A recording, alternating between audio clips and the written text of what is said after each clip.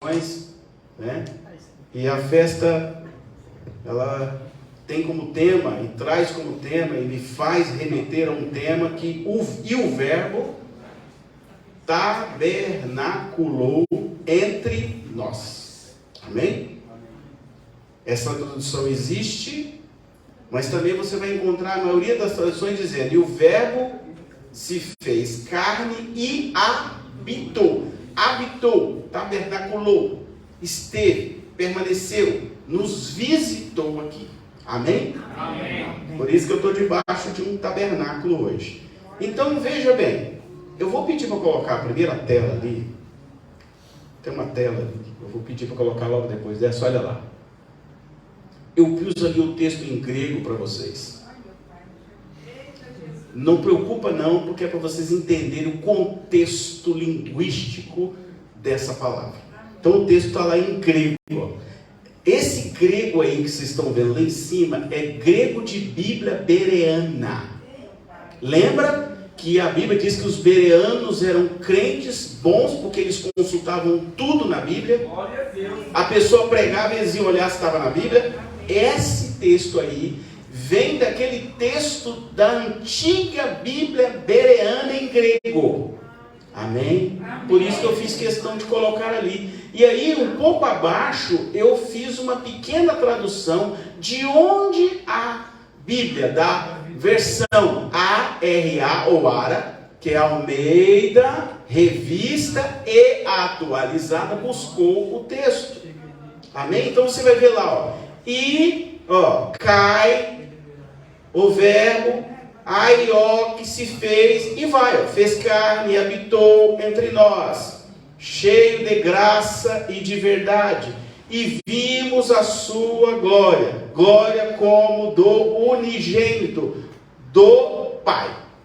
Amém? Estão vendo lá toda a tradução, ipsis literis, ipsis verbis do grego bereano, o grego mais antigo. Não é o grego atual, é um grego lá daquela época, né? Porque o grego que falava lá era um grego chamado koiné, porque ele tinha um pouco de giro, uma mistura de hebraico com aramaico e com grego, por causa da mistura que havia naquela região das línguas. Amém? Amém. Então, por isso que a Bíblia foi escrita em grego bereano, grego koiné. Jesus falava koiné também, tá?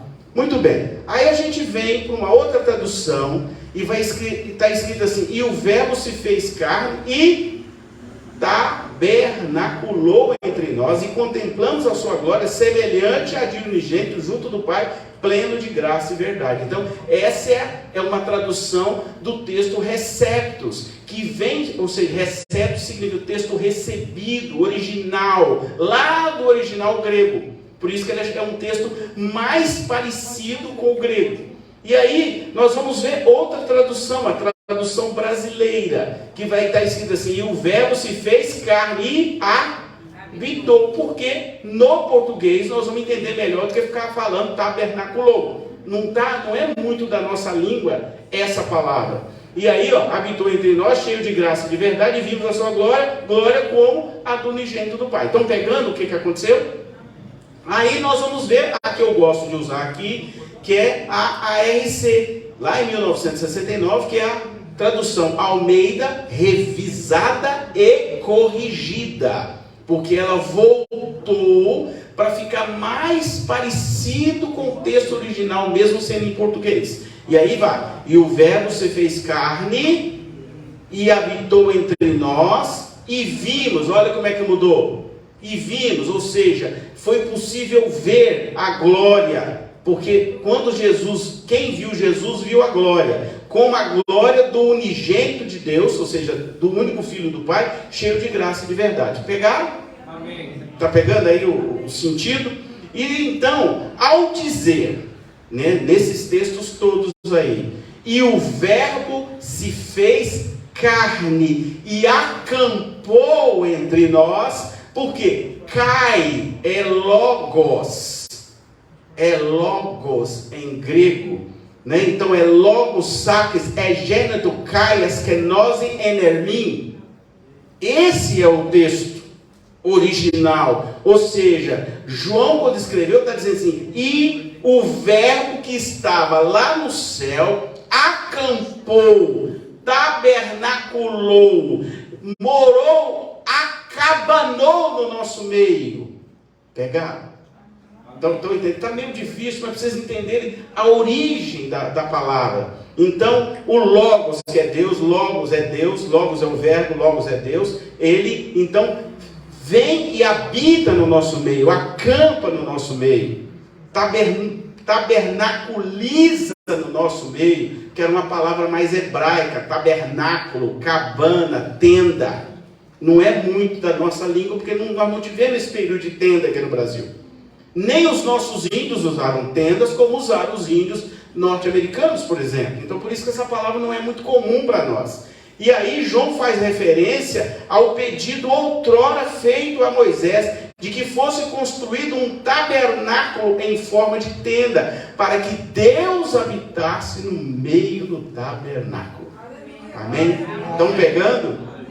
Pegaram aí a conexão? Então, quando Jesus vem, ele cumpre uma palavra lá do Antigo Testamento, que Deus falou a Moisés: faz para mim um tabernáculo, desce dessa forma, e eu vou habitar lá no meio. Aleluia. E aí, para quem gosta de estudar a Bíblia, observe que o tabernáculo, Deus deu todos os detalhes, porque o nosso Deus é detalhista. Nosso Deus é simbólico.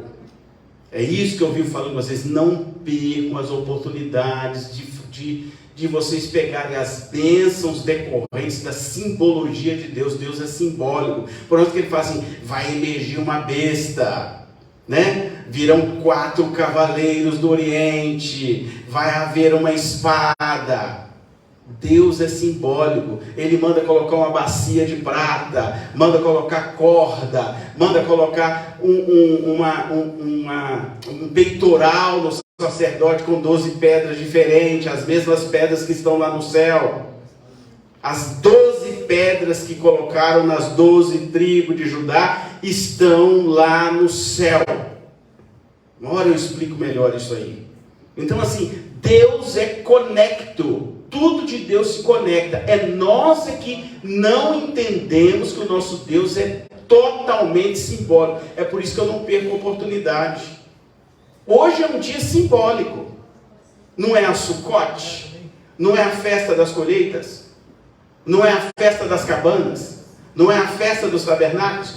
Quando eu venho e entendo isso e me aproprio, até acho que foi o Igor que falou assim: me apropriei, pastor. Quando você se apropria do simbolismo de Deus, você está se apropriando da bênção que está inserida no simbolismo. Estão pegando? Por isso que eu não perco a oportunidade. Toda vez que tem algo simbólico, eu vou lá e faço. Porque Deus sempre agiu assim. Eu vou dar um exemplo para vocês que nem está aqui na pregação. Eu pergunto para vocês: precisava de dar 7 banhos em Naamã? Claro que não. Por que Deus falou 7 vezes? Você entra lá 7 vezes. Porque Deus quer saber, você é obediente? Amém. Isso é a primeira coisa. Obediência é a palavra que Deus mais entende. E depois o quê? Eu não mandei 7 vezes? Mas isso é coisa de doido. Não. Quando ele mandou Noé fazer a arca, e agora já encontraram os vestígios da arca, a arca de Noé naquela época, o que o pessoal falou? O Noé ficou doido. Para que precisa de arca? Na hora que choveu. Nem chovia, não é? Mas é assim mesmo. É igual hoje. Jesus, ele não vai voltar, não. Isso é bobagem dos crentes. Crente é muito chato, né? Não, ele já tem tanto tempo que ele não voltou, né? É desse jeito que eles falam. O 7, isso é coisa de doido, isso é coisa de crente chato. Aí no dia que aconteceu o sonho da irmã ali, Cristina, aí a galera que ficar do lado negro da força vai falar: nossa, existia mesmo. Aí vai ter jeito? Vai ter jeito, irmã Cristina, no seu sonho teve jeito? Não teve mais jeito. Porque a chance é agora. Amém. Ou você escolhe o caminho de Deus, ou você escolhe as trevas. A decisão é sua. Deus não brigou nem com Caim. Caim, você escolheu o seu caminho, né? E toda a descendência de Caim foi amaldiçoada. Toda a descendência. A escolha é sua. Entendeu? Você escolhe a bênção. A Bíblia está lá em Deuteronômio 28. Você escolhe a bênção ou você escolhe a maldição. A decisão é sua. Pode escolher. Deus não vai ficar chateado. Quem vai perder é você. Então, Jesus é o centro do tabernáculo de Deus. É Jesus que é o centro. A festa dos tabernáculos, a Sucote, né? Porque ela vem de uma palavra hebraica chamada Sukkah, que é cabana, tenda, né? Também chamada então por isso de festa das cabanas e festa das colheitas, tem um significado profético para os cristãos.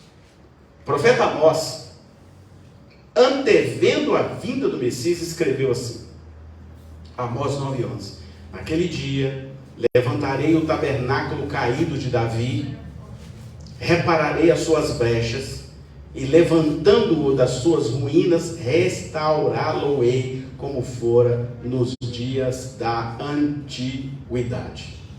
Então Deus está dizendo o seguinte, que Ele mesmo se incumbiu de restaurar o tabernáculo que estava em ruínas. Ele mesmo tomou a decisão. Amém? Não é com mãos humanas, é de forma espiritual, com as mãos do próprio Deus. Então, um outro profeta, Zacarias, no capítulo 14, dos versos 16 até o 21, vai dizer assim, ó, o profeta predisse que haveria uma era messiânica. Todos os que restarem de todas as nações que vieram contra Jerusalém subirão de ano em ano para adorar o rei, ó, o Senhor dos exércitos, e para celebrar a festa dos tabernáculos. Amém? Amém? Todo ano há uma ordem de Deus. Peguei apenas um dos textos do Antigo Testamento, que todo ano é preciso lembrar dessa festa, porque Deus é o tabernáculo. Jesus é o unigênito que veio e tabernaculou conosco. Pegaram? Amém? Amém? Então a festa dos tabernáculos, né? Repetindo, também chamada de festa das cabanas, festa das tendas, festa das colheitas, por isso que está isso aqui na minha cabeça, fala da alegria do Messias tabernaculando em nosso meio. Então é uma festa de regozijo, de alegria e de plenitude de confiança em Deus, de que Ele vai sustentar você de maneira miraculosa durante o próximo ano. Olha o que o profeta Zacarias falou: todo ano venha celebrar a festa do rei, celebre a festa do eterno, para que ele permaneça convosco até o próximo ano. Estão pegando? Isso é para quem é espiritual. Por isso que hoje, né, os judeus estavam lá dando pulos, colocando orações lá no muro das lamentações, batendo a cabeça no muro e, né, se curvando perante o Senhor, porque eles sabem que se eles fazem esse sacrifício, Deus dobra a colheita. Amém. Aleluia, glória a Deus. Entendeu? Amém. Colheita, guarda bem essa palavra, colheita, festa das colheitas. Ninguém colhe se não plantar. Vocês já ouviram alguém colher sem plantar, numa situação de normalidade? Não. Você tem uma terra, aí não põe nada, ela vai nascer mato lá. Agora, se você plantar o certo, vai colher o certo. Aleluia. Amém? Amém. Ó, Deus está querendo dar aqui colheita de casa própria. Casa própria. Amém? Casa própria. Amém. Vocês precisam crer nisso. Tem gente aqui dentro que vai trocar de casa. Tem gente aqui dentro que vai trocar até de cidade. Amém? Guardem aí. Lembra que eu tive a visão de um caminhão e dentro do caminhão havia mudança? Caixas dentro desse lugar. Então fica ligado aí. Muito bem. João 1,14, que é o centro da nossa pregação, vai dizer: e o verbo se fez carne e habitou entre nós. A palavra habitou no grego é skenesei, e significa tabernaculou no meio de nós. Ele se fez carne, ele largou a glória e veio aqui em nosso favor. Isto é, Jesus veio na sua primeira vinda para fazer morada no coração daquele que confessa Jesus e o recebe como Senhor e Salvador. Entende? Então, quem recebe Jesus como Senhor e Salvador, confessa Ele, esta pessoa, Deus passa a morar no coração dele. Pegaram? Porque a vinda de Jesus é espiritual, ela não é carnal. A carne vai ficar por aí. O centro, então, da festa do tabernáculo é Jesus, o Messias. Chegará a sua segunda vinda quando se cumprirá integralmente a palavra do profeta Zacarias. Jesus vai voltar, né? É bem parecido com a visão que Deus deu para a irmã Cristina. Uma pessoa simples. Deus deu para ela certinho. Vai haver um lugar no céu, vai abrir um buraco no céu com luz, e aí os que são dele vão ser, eu vou usar a palavra sugado, mas é só uma maneira, vai ser puxado. Ela viu ele, todo mundo indo para o caminho, e um monte de gente ficando para trás, no meio das trevas. Ai, quem ficar? Ai, prepara, porque vai ser muito bom. Ou você vai querer morrer. A Bíblia diz lá que a pessoa vai tentar morrer e não vai conseguir morrer. Você vai tentar se suicidar e não vai conseguir suicidar. Já pensou um negócio desse? Ai das grávidas, né? Tá tudo escrito lá. Mas a maioria das pessoas acha que isso é conversa, né? Que é pastor que fica falando muito, né? Como hoje um rapaz me chamou que eu sou muito chato, que é porque eu prego muito o fim do mundo, né? É assim mesmo. E Jesus falou assim: a minha volta será como nos tempos de Noé. É que o diabo não consegue tornar o inferno na frente, então ele torna o caminho até aí. Exatamente. Mas o caminho do inferno é tudo, né? Sexo, droga, rock and roll, né? Fornicação, cachaçada, droga. Né? A gente não vai nem ver, né, pastor? João. Não vai nem ver. Pé na reco. Ai, meu Deus. Seguindo aqui, Jesus é o verbo. A Bíblia nos apresenta Jesus como o verbo de Deus. O verbo eterno, autoexistente e pré-existente, eterno na eternidade. A verdadeira luz que veio ao mundo e se fez carne. Jesus é Deus. Jesus não era Deus. Jesus é Deus. É Deus desde o princípio. E ele, para Jesus, não existe princípio nem fim, porque ele é a eternidade. Aleluia. A sua cabeça que pensa no princípio e o fim. Mas Jesus não tem princípio e nem fim. Deus então faz o que para cumprir essa palavra? Deus se veste da pele humana, pisa na terra para cumprir uma palavra que ele mesmo disse lá em Gênesis, né? Esmagarei a cabeça da serpente. Para cumprir essa palavra profética, Jesus veio e esmagou a cabeça da serpente.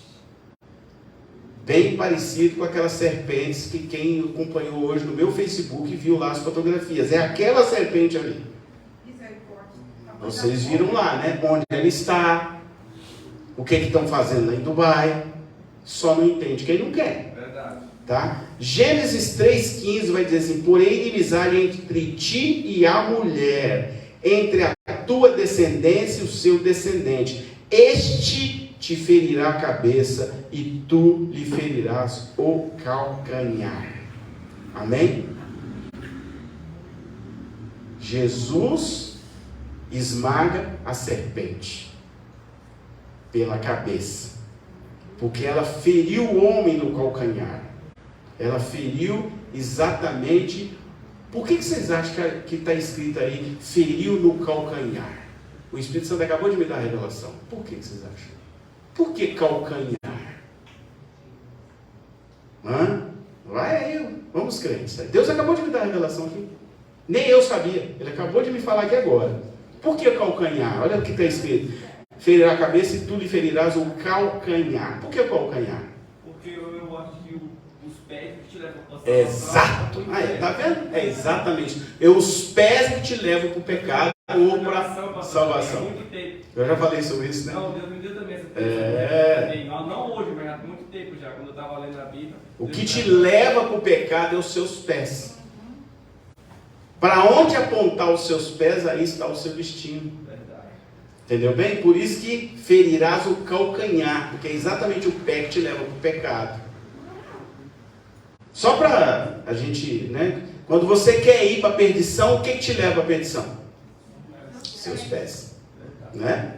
É os seus pés que te levam à perdição. A mente só recebe a informação, mas o que vai te levar é os seus pés. Por isso que a Bíblia vai dizer assim, quão formosos são os pés daqueles que anunciam o Evangelho, porque eles são ungidos para anunciar o Evangelho. Por que Jesus lavou os pés dos discípulos? Exatamente para que os pés deles, profeticamente, ficassem formosos para pregar o Evangelho. Está entendendo? Né? São os mantos que estão na Bíblia. Né? Jesus não lavou os pés ali só para mostrar a humildade, não. Ele estava fazendo um ato profético. A partir de agora, eu unjo o pé de vocês para vocês pisarem as nações e receberem as nações como herança. Tanto que depois dali, pode ver, todos eles foram para as nações e o Evangelho foi pregado e a igreja se estabeleceu na terra. Amém? Amém. Pegar? Amém. Glória a Deus. Então, assim, e a melhor parte? Jesus foi ao madeiro da cruz como oferenda do próprio Deus pelo resgate dos nossos pecados, para riscar a cédula que era contra nós, nos permitindo ter a chance de voltar ao reino dos céus e viver a eternidade com Deus. Por isso que a cabeça de Jesus estava apontada para o céu e os pés para a terra. E o sangue de Jesus verteu para a terra. Por que para a terra? Porque a justiça era clamada pela terra e não pelo céu. Amém? Amém. Então o sangue precisava verter no madeiro para a terra, para que se fizesse justiça em nome daqueles que seriam salvos. Pegaram? Amém.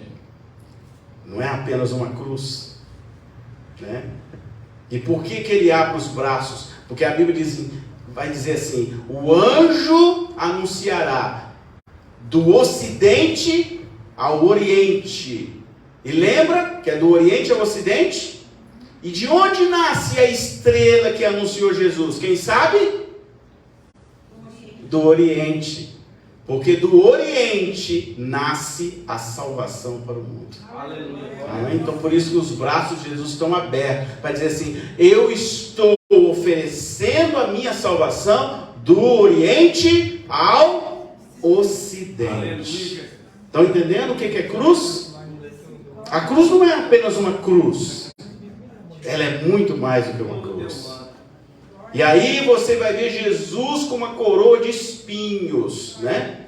Uma coroa feita por mãos humanas, porque ele está dizendo ali, eu abdiquei da coroa da glória para receber uma coroa perecível, e aí pela minha morte eu ressuscito e recebo a coroa da vitória sobre todas as coisas. Aleluia. Então Jesus troca uma coroa feita de raízes por uma coroa incorruptível, tanto que vai estar lá quando você subir e eu te receber, eu te daria uma coroa incorruptível, coroa pela qual ninguém poderá te tocar. Vocês precisam entender os mantos que estão, o simbolismo que tem na Bíblia. Há um simbolismo, né? Por que o madeiro foi fincado na terra? Porque a terra é que precisava de justiça. O céu já existe a justiça do céu. Amém? Amém. Glória a Deus, né? É Deus purinho. Então, irmãos, isso nos deu a chance de voltar a ter comunhão com Deus e de novo ter acesso à eternidade. Então, qual o melhor entendimento de tudo? Deus veio até nós, e esse é o maior mistério do cristianismo. O próprio Deus se esvazia da glória e vem habitar aqui no nosso meio. Ou seja, Ele tabernaculiza conosco. Amém? Por que Ele faz isso? Porque Ele está apontando para uma eternidade espiritual. Difícil entender a eternidade porque a nossa mente é limitada e trabalha com o tempo. Então veja bem, aí eu vou falar assim, pense, vou dar um desafio para vocês, pensa, se eu tirar 1 minuto de 100 minutos, quanto sobra? 1 minuto de 100 minutos? 99 minutos, claro, a sua mente conseguiu fazer essa conta aí, né? Agora, e se eu acrescentar 100 minutos à eternidade, o que acontecerá? Eu vou acrescentar 100 minutos na eternidade, vai acontecer o quê? Nada. Nada, porque a eternidade é eterna. Sabe por que você não entende a eternidade? Porque a sua mente é limitada pelo tempo e pelo espaço aqui da Terra. Então assim, você pode acrescentar 1 milhão de dias na eternidade que não vai acontecer nada. A eternidade é eternidade. Pegar? Amém. Glória a Deus. Por isso temos dificuldade de compreender as coisas eternas. Mas a gente Porque... entende que a gente não entende, né, pastor? Exatamente. Por que a gente tem dificuldade de entender as coisas eternas? Porque elas só se contestam pelo Espírito e não pela carne. A sua mente carnal não consegue compreender isso aqui. Não consegue. Se você for tentar compreender as coisas de Deus pela carne, não adianta, você vai ficar cético, você não vai acreditar em nada, porque não é pela carne, é pelo Espírito. Por isso que a gente tem que pedir o quê? Ilumina-me, Espírito Santo, para que eu consiga compreender as profundezas da palavra, as profundezas de Deus. Por isso que o profeta diz assim, ó eternidade de Deus, me permita, me permita eu acessar a tua eternidade. Amém? É por isso que Paulo vai para o deserto da Arábia, fica 3 anos escondido no deserto da Arábia, e Deus dá para ele um prêmio pelo esforço. Então tá bom, eu vou te chamar aqui, vem até mim. E aí Deus leva ele no 3º céu, e você sabe que ele volta e diz assim, eu não posso revelar tudo que eu vi, porque tem coisas que se eu revelar vocês não vão entender agora. Lembra? Aí Jesus dá uma pequena experiência para 3 discípulos, ele escolhe só 3 representando o Pai, Filho e Espírito Santo, ele chama 3, sobe ao monte. Por que ele sobe ao monte? Porque a Bíblia diz que é do monte que virá o meu socorro, é no monte que o Senhor habita, é no monte que o Senhor se manifesta. Aí ele sobe com aqueles 3 e aí manifesta a transfiguração. Jesus, o rosto dele brilha como o sol. E aí aparece Moisés e Elias transfigurados na frente de Jesus. E os discípulos ficam doidos. Meu Deus, isso aqui é só um pouquinho do céu. Isso é só para vocês experimentarem o que é eternidade. Assim como Deus fez com Moisés. Eita, olha que bênção. Aqui. Deus fez com Moisés a mesma coisa. Vem cá, Moisés, me olhe pelas costas e eu vou botar fogo na sarça. Quando você olhar para a sarça, ali eu estou. E o que eu falo para o faraó, diga que o eu sou te mandou lá. Glória a Deus. Esse é o nosso Deus. Esse é o nosso Deus. Nosso Deus é poderoso. Ele é, totalmente diferente do que você formatou na tua mente. A tua mente é pobre para formatar o Deus que nós servimos. Amém? Amém. Então, meus amados, veja bem, tanto que a teoria da existência do mundo de modo próprio, já caiu por terra. Os cientistas já chegaram à conclusão que não há possibilidade do Big Bang. Mandaram agora uma sonda no espaço, acabou a teoria do Big Bang, porque ela nunca existiu. Eles não conseguiram entender que nós já conhecemos Deus pelo Espírito Santo, que nos ensinou que eu sou o Senhor, criei todas essas coisas. E os cientistas não conheciam, foram céticos aí, anos e anos e anos. Agora vai uma sonda lá e fala assim, Não teve Big Bang. Cadê os cientistas céticos? Caiu por terra. Cadê a teoria deles do Big Bang? Acabou, morreu. Como diria lá atrás, lá em Minas Gerais, morreu. Acabou. Cadê os céticos? Cadê os cientistas? Os sabichões da terra? Aí você pega um homem como Jó. Aí Jó, se você ler o livro de Jó, ele vai falar até Deus mediu centímetros, côvado por côvado. Ele criou, ele mediu, ele criou todas as coordenadas da terra pelo sopro e pelo olhar. E aí os cientistas estão querendo contestar aquilo que é eterno, porque a mente deles é cética. Eles estão presos ao mundo físico, eles não entendem do espiritual. Aí quando eles não acham uma explicação, não consigo mais explicar, quando eles pegam a teoria do Fibonacci e não conseguem explicar aquele negócio, porque foi Deus que fez, ah bom, então não tem jeito, existe um Deus. Estão entendendo? Não tem como explicar. Aí você vai no DNA, tenta explicar o DNA, não tem explicação humana. E também está escrito Deus no DNA. É claro que está. DNA. Eu já coloquei esse vídeo lá no nosso canal. Entende? Então não tem como você não crer em Deus. Só não crer em Deus quem é burro. Porque não tem como não crer. Vai pro DNA. Tem que crer em Deus, está escrito Deus lá. Né? Tá aí, ele falou ali. Isso é a grande novidade dos estudiosos do DNA. Aí você vai para agora, manda uma sonda lá, gasta uma fortuna de dinheiro, a sonda chega lá no final, começa a fotografar e mandar, pronto, descobriram que não teve Big Bang. Deus já havia falado há muito tempo, eu sou o Senhor, eu criei todas as coisas. Agora eles estão chegando à conclusão, realmente tem alguém que criou isso aí. Né? Aí como esse alguém não tem como ter nome, olha, é muito interessante que até os ateus falam, tem que ter alguém por trás disso, mas quem? Não fala o nome de Deus, mas tem alguém por trás já. Chegaram à conclusão óbvia que nós já sabemos há tanto tempo, não pelo poder do homem, mas pelo poder do Espírito Santo que mora dentro de nós. Amém? Por isso que vai dizer a Bíblia, né? Jesus estávamos nós juntos desde o princípio. Eu sou o princípio, eu sou o fim, eu sou o alfa, eu sou o ômega. Porque Deus é autoexistente e pré-existente. Então o mundo foi criado por Deus, conforme atesta a Bíblia. Né? E Jesus estava lá, desde o início, acompanhando todo o processo da criação. Olha, irmãos, eu já fui cético. Até que um dia eu não tive mais saída. E aí eu lembro como fosse hoje, eu era governador Valadares, Minas Gerais. E eu saía, andando para a rua, e falava, Deus, o Senhor tem que aparecer para mim. O Senhor tem que me explicar quem é o Senhor, porque eu não consigo achar explicação científica para Deus. Aí um dia Deus se inclinou para mim.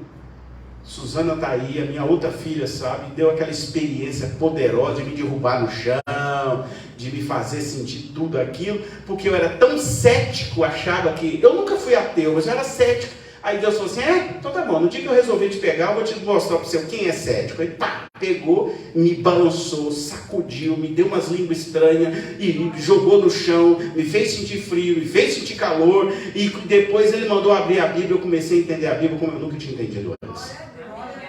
Esse é o nosso Deus. Aleluia, glória a Deus. Esse é o nosso Deus. Que escolhe quem Ele quer, na hora que Ele quer. Não adianta correr dele. Eu corri dele, corri. Um dia Ele falou, chega. Agora é comigo.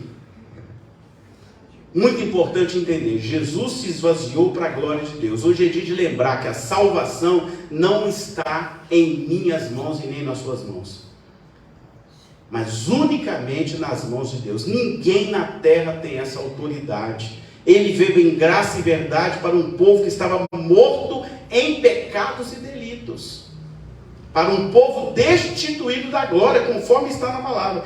Então Jesus é a exata expressão do próprio Deus, porque Ele mesmo disse, eu e o Pai somos um. E mais, Ele disse mais, quem vê a mim, vê o Pai.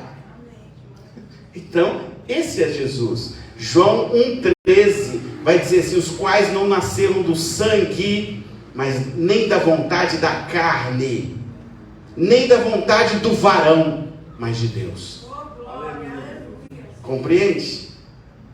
Não é um ato sexual que vai revelar Deus para você. Não é sangue, não é vontade da carne, não. É a vontade de Deus que prevalece. O dia que ela prevalecer, você não suporta mais. Certos dessa verdade bíblica aí, vamos compreender outra verdade. João 1,12. Mas a todos quanto o receberam, olha lá, não sei se está aparecendo ali, deu-lhes o poder, porque Deus é que tem o poder, de serem feitos filhos de Deus, aos que creem no seu nome. Quem é filho de Deus? É os que creem nele. Então nós temos que parar de imaginar que todo mundo é filho de Deus. Não, todos são criaturas de Deus, objeto, né, de uma criação de Deus. Agora filho não. Vai lá, quer entender o que quem é filho? Está escrito ali, ó. Olha lá, vamos repetir: todos quanto o receberam, ele mesmo deu-lhes o poder de quê? De serem feitos filhos de Deus, aos que creem no seu nome. Esses que são os filhos. Não, pai, eu não vou na igreja porque eu sou filho. Não, você é criatura. Porque o filho faz questão de estar perto do pai. O filho faz questão de adorar o pai. Qual o filho que não quer ficar perto do pai? Qual o filho que não quer adorar o pai e amar o pai? Lembra Jesus? Eu amo meu pai porque o meu pai me ama. Então o filho que ama o pai também o ama. Então isso é a lei da dualidade. A dualidade se manifesta nas pequenas coisas. Então vamos lá, e o verbo se verificar. Quem é ele? A luz verdadeira. Quem é esse? Quem é esse Jesus? O infinito, o sustentador do universo, o soberano, o eterno, a luz verdadeira. E a Bíblia diz: mas ele se esvaziou numa decisão do próprio Deus. E quero terminar aqui nossa ministração com este texto de Paulo a Filipenses, que vai dizer assim, Filipenses 2, 7 a 11, vai dizer assim: mas esvaziou-se a si mesmo, tomando a forma de servo, fazendo-se semelhante aos homens, e achado na forma de homem, humilhou-se a si mesmo, sendo obediente até a morte, e morte de cruz. Por isso também Deus o exaltou soberanamente, e deu-lhe um nome que é sobre todo nome, para que ao nome de Jesus se dobre todo o joelho dos que estão nos céus e na terra, e debaixo da terra, e toda a língua confesse que Jesus Cristo é o Senhor, para a glória de Deus Pai. Amém? Essa era a nossa mensagem de hoje. E aí eu queria te chamar para você, desejar a você, vamos esperar aparecer ali, Chag Shavuot semear.